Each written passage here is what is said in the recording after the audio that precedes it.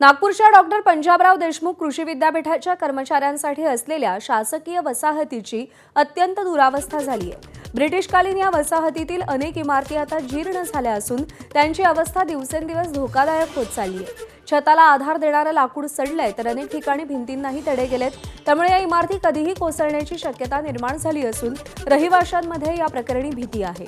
आढावा घेतलाय तुषार कोहळे यांनी। सध्या मी पंजाबराव कृषी विद्यापीठाच्या कर्मचारी वसाहत परिसरामध्ये आहे। जर का तुम्ही या वसाहतीची ही दयनीय अवस्था बघितली तर इथे कर्मचारी कोणत्या अवस्थेमध्ये राहतात याची तुम्हाला कल्पना येईल।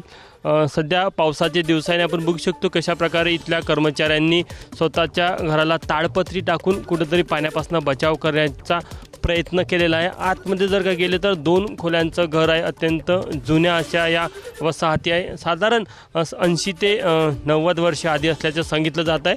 त्यामुळे अत्यंत दयनीय दुरावस्था या संपूर्ण वसाहतीची झालेली आहे। या संपूर्ण वसाहतीच्या परिसरामध्ये पण आपण बघू शकतो की एक प्रकारे जंगल सर्वत्र पाहायला मिळत आहे आणि अशा परिस्थितीमध्ये इथले कर्मचारी आपल्याला इथे राहताना आढळून आलेले आहे। सोबतच जुने जे लाकूड आहे ते सडलेले आहे, ते कोणत्याही क्षणाला कोसळू शकतात।